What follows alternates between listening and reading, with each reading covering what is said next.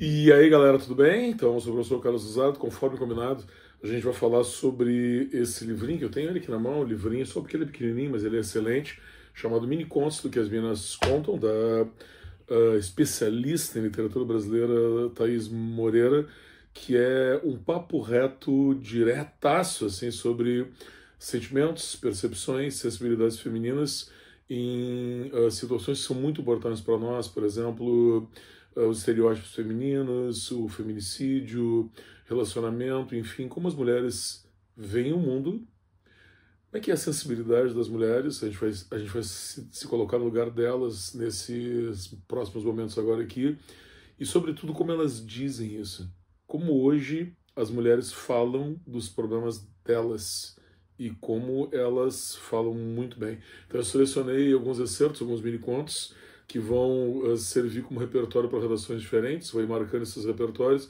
e fazendo uma breve análise deles. Tá? Tu vai ver esses textos, são textos curtinhos, pode ver aqui na tela, tu vai acompanhando, eu vou lendo contigo. O primeiro é um mini conto chamado Destaque. Olha que top, diz assim, ó, era a cientista mais premiada entre os presentes. Era a única com um trabalho reconhecido internacionalmente. No fim do evento, pediram que ela se destacasse na foto oficial. Você aí, que é mais bonitinha, fica mais pro meio, por favor. Tu vê, o mini conto tem essa, ele é um golpe, não é um soco exatamente, mas é um golpe certeiro de karatê, né, que deixa o cara meio estonteado, assim, né? Então tu é a cientista mais premiado do meio dos teus colegas, e daí na hora da foto, o teu destaque é porque tu é mais bonitinha, tu é reconhecido porque tu é mais bonitinha. Esse é o estereótipo, né? E é legal que a Thaís colocou assim, ó, tu é a cientista mais premiada, porque a mulher não deveria nem estar ali, né? O que a mulher está fazendo no meio do cientista? Pelo menos ele é bonitinha, né? Top, né? Começa muito bem. E aí a Thaís vai misturar essa questão feminina com outras condições sociais também, tipo a questão do racismo, a questão da cor e a questão social. Olha como é que é o mini conto 13. Farta contradição, top no farta, ela já vai entender por quê, porque ela diz assim, olha a frase aqui embaixo, a pequena nasceu na cozinha de restaurante, até hoje passa fome. Legal a contradição aqui, né? Para quem não conhece essa condição, se a gente for nos restaurantes de Porto Alegre, nos bons restaurantes que tu vai, tu que tá me assistindo aí agora, esse tempos eu fui num, um amigo meu, cantina italiana de orientação toscana, né? E aquelas que tem a cozinha aberta, muito top o lugar, top mesmo, o cara é top também. Mas a contradição é que na cozinha italiana são todos negros cozinhando, todos negros, acho que nenhum veio da Toscana, obviamente. Deve ter vindo da Restinga, deve ter vindo do Maitá, deve ter vindo de lugares assim, mas estão lá nos servindo com origem muito humilde, de uma forma, banquetes, entendeu? Que certamente não são o que eles comem também. Aí tu pode prever, né? Estando trabalhando numa cozinha e passando fome, aí vai ter o viés do gênero, é mulher, né, que ainda predomina na cozinha, pobre, obviamente, e também naturalmente, não branca. Tá? Olha o mini conto 17. O mundo dá voltas, ele ainda vai mudar, já está arrependido. Foi o que Ana Júlia argumentou às amigas sobre as primeiras brigas com Marcos. Porém, só quando capotou da escada que ela viu que a terra dele era plana. Boa essa aí, né?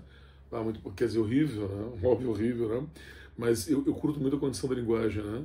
Tipo, o mundo dá voltas. Não, mas o do Marcos não dá voltas, entendeu? Porque a terra em que o Marcos vive, condição de negacionismo que nós vivemos aqui é plana. E aqui tu tá vendo o cara do feminicídio que também tem uma mentalidade plana, né? Plana para não dizer profunda das profundezas do inferno de onde ele veio. Também aqui o golpe foi mais forte, né? Porque tu tem em duas linhas, duas ou três linhas, a coisa da crença da mulher que o cara vai voltar, que ele tá arrependido, e quando ele volta, ele continua exatamente o mesmo. Tem muito disso nos contos eu refleti bastante, assim, como homem lendo os contos da Thaís. É muito bom tu ler mulher, né? Tu deve ler mulher, tu é obrigado a ler mulher. Mulher é o que melhor tem para ler, com algumas exceções masculinas honrosas, hoje em dia, né? Porque a gente não lia elas antes, entendeu? Então, quando tu vê, elas vêm assim num jorro com um monte de mulheres escrevendo muito bem e te sensibilizando para coisas que, de repente, assim, ó, nem eu nem tu que estamos assistindo, eu espero, somos capazes de cometer um feminicídio, mas você tem que entender quem é o cara que tem esse mesmo gênero e tu que faz isso, né? Bem legal. Olha o 18, o pedido. Fabiana estava terminando de terminando o jantar do restaurante, quando seu namorado anunciou que tinha uma surpresa. E ela não conteve alegria quando ele colocou a mão no bolso do casaco. Depois de tantos anos, finalmente, havia encontrado alguém que a pediria em casamento sem se importar com seu peso. Rafael lhe entregou um pequeno frasco. Toma, amor. Encontrei na internet esses comprimidos que vão te ajudar a emagrecer. Seria bom começar hoje, depois de tudo isso que você comeu. Canalha. E uma imagem. É claro que como homem tu fica imaginando talvez coisas diferentes que a Thaís imagine, né? Que as mulheres imaginem. Tu sabe que não precisava nem dizer que a Fernanda tinha mais peso, assim. Eu vejo muito nessa condição do homem que recomenda que a mulher emagreça e ele mesmo é gordo. Do homem que ri da mulher que é feia, que ele acha que é feia, e ele mesmo é horroroso, entendeu? Eu acho isso inacreditável da autoestima falsa, né? Que os homens têm, que são capazes de agredir a mulher em fragilidades que também são as dele, né? Que ser que a sociedade cria, o homem, né? Capaz de fazer isso, atacar a mulher onde ele poderia ser fartamente também atacado, né? Muito bom. Olha 26, Flores, diz... Fernando sabia, agora é o feminicídio tô me esquecendo até de te dizer aqui, mas você tá te ligando, né? O 18, a questão é o pedido, é a questão do estereótipo como em movimentos terrestres. O anterior era o feminicídio, agora a gente volta pro feminicídio, né? Flores. Fernando sabia que o ponto fraco de Suelen eram as flores. Deu flores no primeiro encontro, no casamento, no nascimento da filha, os inúmeros pedidos de desculpas e no funeral que ele mesmo provocou. Cara, que narrativa, velho, que habilidade que essa louca tem, né? Tu vê que o ponto fraco eram flores. Flores vai aludir muito ao início do relacionamento. Ele veio com as flores no início do relacionamento, no primeiro encontro, no casamento, no nascimento da filha. Então, numa linha, tu tem todo um histórico de momentos em que o Fernando e a Suelen, ou seja, consolidaram o relacionamento, eles estavam juntos. Aí os pedidos de desculpa quebram esse paralelismo da narrativa e tem o funeral, porque o Fernando batia nela, e batia violentamente. Muito bom. Agora, olha o 27. Pausas e a gente vai falar sobre estereótipos novamente. Até fez reposição hormonal porque queria envelhecer transando, mas aos poucos foi deixando de cobrir os cabelos brancos e de perder tempo com todos aqueles procedimentos estéticos para parecer mais jovem. O foco passou a ser o carpe diem, aproveitar a vida, né? Estava na menopausa e agora ansiava por menos pausas na sua vida. Muito bom. Muito bom. E aqui o estereótipo é o lance do envelhecimento feminino, que vocês sabem todos, né? É muito mais cruel do que o masculino, né? Porque as exigências estéticas e outras mais sempre penalizam mais a mulher do que o homem, correto? Sempre é mais pesado para a mulher. E aqui a ideia de parar de fazer coisas que contradizem, digamos, a questão da natureza, como pintar o cabelo e outros procedimentos estéticos, é substituído pelo carpe diem, por fazer menos pausas. Menos pausas, no lugar de menopausa, é um trocadilho sensacional. Muita habilidade com linguagem essa moça aí, hein? Na 34, agora a gente está num mini-conto que é O Hábito, que vai ser relacionado com racismo. Foi agredida pela segunda vez por desconhecidos. Uma por ser acusada de roubo, outra por estar correndo. Lana tinha um hábito de estar sempre no lugar errado, na hora errada, na cor certa. Lana não era alva, mas era sempre o alvo. Tu vê que na cor certa aqui é uma ironia, né? Porque ela era negra, naturalmente ela não era alva. Talvez ela não fosse sequer negra, talvez fosse apenas não branca. Mas ser não branco, não ser alvo, significa ser o alvo. Boa, né? Muita intuição. E aqui tu tem a ligação da mulher, né? Tipo, o fato de estar correndo e ser agredida, que é o que a gente vê muitas vezes, é um comportamento que até pais indicam para filhos não brancos de não fazer, né? Para não ser suspeito. Essa é a vida que eles têm. Muitos de nós temos. Vamos aqui agora, reta final dos nossos mini-contos. A gente tem ainda 3 bem interessantes que são assim, figurino sobre homofobia. Olha só que capacidade de síntese terrível que essa mulher tem.